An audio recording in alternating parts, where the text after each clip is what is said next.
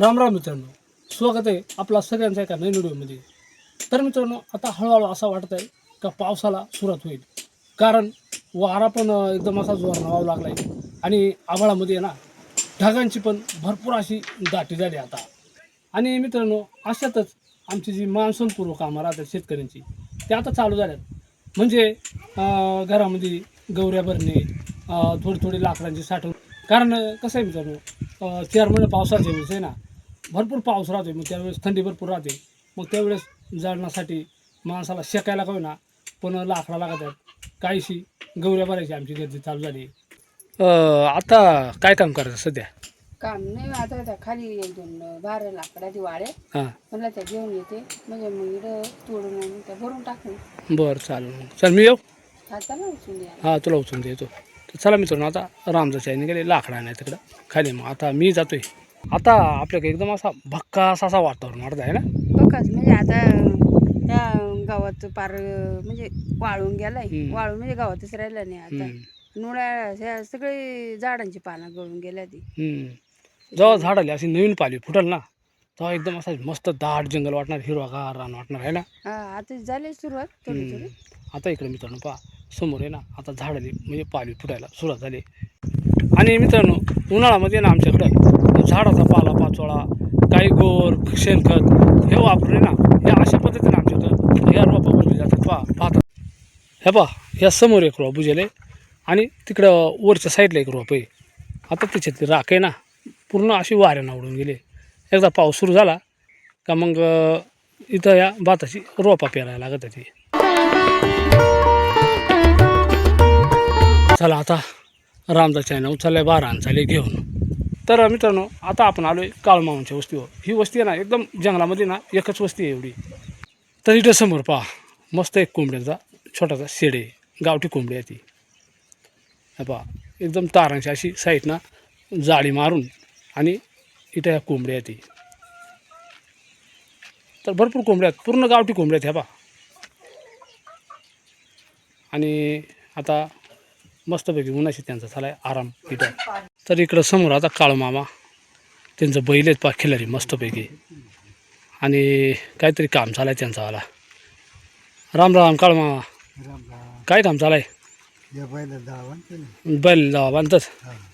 आमदार घेतली ना बैला, लय हाऊस आहे बा आहे का नाही? शिकवली का आवताला? शिकवा उजं नाही का? आणि मित्रांनो, आता आमच्या रानामध्ये ना अनेक प्रकारचा रानमेवा पिकला आहे. आंब, करवंदा, विशेषतः अजून एक फळ आहे, तो आपल्या काही पाहण्यात नसेल किंवा ऐकण्यात पण नसेल, तर शिंदाळा. हे बा समोर दिसतात त्या फळं. तर मी तिथं पण जाणार आहे जवळ. तर तो छोटा दादी आहे ना तो पाडतोय आणि ती एक ताई येते तिथं याची ते. तर ते शिंदाळा कसे राहतात तर मित्रांनो एकदम असा नारळाच्या झाडासारखा राहत आहे पहा. आणि ह्या झाडापासून ताडी पण बनवतात. तर ह्या झाड कसं आहे मी जवळून पण दाखवतो आणि त्या फळ कसं आहे ते पण जवळून दाखवतो. तर हा दाद्यावर झाडला इथं हे आहेत का रे शिंदाळा आहेत का? तर हा त्या बा शिंदाळाची एकदम काठी घेतली मोठी अशी सारा आणि त्यांना तो ह्याला काय तोय पिकतात का सगळी? हे बा अशा पद्धतीनं. आणि ह्या झाडापासून आहे ना मित्रांनो विशेषतः शिरायासुद्धा बनवतात. हे बा ह्या शिंदेचं झाड आहे. तर मी त्या शिंदाळा कशी राहतात त्या पण आपल्याला दाखवणार आहे. इथं बरीचशी पडल्यात पहा. हे पहा इथं पडल्यात इथं बरीच खाली. तर ह्या ज्या झाडाचा फळ आहे ना ह्या अशा पद्धतीचे पहा. आणि हे खायला एकदम असा गोड लागत आहे. एकदम गोड म्हणजे एकदम गोड राहतं, एकदम खजुरीसारखा. दाद्या रोज येतोय का पाडायला? एवढी म्हणजे तो संपवली काय? तर हे पहा पाखरा पण खाते ती. आता हे कसा राहत आहे ह्या तर मी आपल्याला दाखवला. तर मित्रांनो खाऊन पाहू आपण आता. तर मित्रांनो एकदमच गोड लागत आहे पहा ह्या फळ. तर ह्या 12 महिन्यात एकदाच आपल्या राहणार राहतं इकडं. आणि विशेष करून आमच्या डांगण भागामध्ये जास्त करून हे फळं राहतात. त्याला शिंदाळा असं म्हणतात. दादा किती दिवस सुट्टी आहे तुला आता शाळेला? अजून 15 तारखेपर्यंत पुढच्या जूनपर्यंत. यावर्षी कितीला गेलाय? यंदा 8वीला गेलो. 8वीला गेला का आमदा? म्हणजे आता शाळेत कुठे येतो? आता इथं होतो गावात आमच्या सेलू जायला. हां, आता इथं पिपरखाना गेलो हायस्कूलला. मग आता राहणार राहून जम आंब करवंदा जम भरपूर ना. आता करवंदा नाही आपल्या रानला नाही आता आणि आंबही नाही एवढं ना. आंबाई नाही आता पाता नसेल. इकडं आहे एक झाड पण ते बारीक आहे ना. संपून गेला आता नाही का. त्याचप्रमाणे मित्रांनो आमच्या रानात या टायमाला रानमेवा भरपूर राहतो का नाही, तसंच रानभाज्या पण या रानामध्ये भरपूर राहते.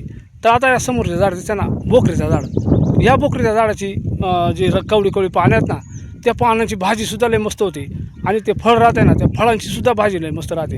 आता त्या फळ कसं राहतं ते पण मी आपल्याला दाखवतो. चला आता या बोकरीचं झाडू आपण वरती चढणार येते आणि त्याची भाजी म्हणजे त्याची ज्या फळं राहतात त्या कशी आहेत त्या पण आपली पाय भेटणार. चला आता या झाडू आपण चढणार आहेत वर इथं. तर आता आपण या एक छोट्याशा बोकरीच्या झाडू चढलो, त्या काय लय मोठं नाही मित्रांनो, म्हणजे उंचही नाही लय.